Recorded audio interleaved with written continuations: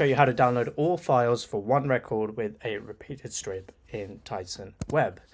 So if you look over here, this is one record, it's a contact, and she has two files.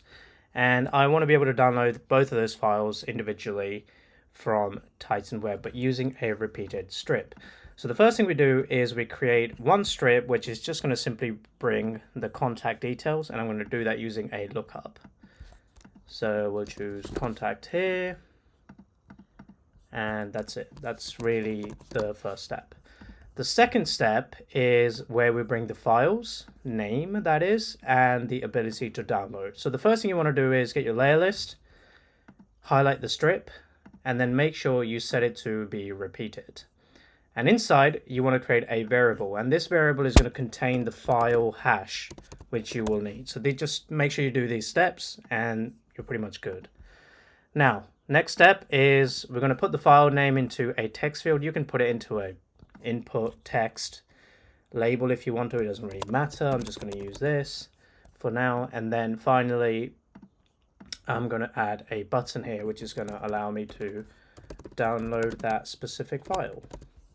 So the first action we'll run is the lookup, which will simply bring all the contacts. And the second action that I'm going to run is going to bring all the files related to that contact. So we're going to do files, bring all files related to contact. Now it's a user action. You can specify how many files you want to bring. I'm just going to set 10 for now. And the first published location ID equals my lookup, which is a contact value. Now in the mapping here, there are two things I want to do. First thing first, I want to obviously set the file name to be the title of the file. And then the repeated strip hash value, I want to return the hash value in there for each of the file itself. These are the two important mappings you need to do. So click close, go ahead and assign my action. Just going to go ahead and run it. If this is not empty, it will go ahead and run my Salesforce action here, which is the files action. So let's show you some magic. Before that, I just should switch on my debug mode. Click save, preview.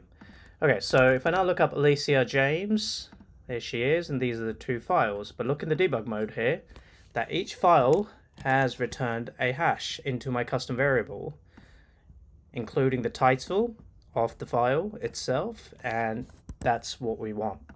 Now, from this point, it's actually relatively simple how to download the file. You just click on this button, and you set up a user interaction of download, and you say, go ahead and download file. And then you see this here, this is the hash value from the repeated we want to use. That's really all there is to it. So now if I click save, we go ahead and refresh the next option, and I do Alicia James again. Here's the file, click download file, it's going to go ahead and download, and there it is, it's bottom left downloaded. Download this one, it's going to go ahead and do that as well. And that is it. Really quick video on how to do this. And yeah, hope you have fun.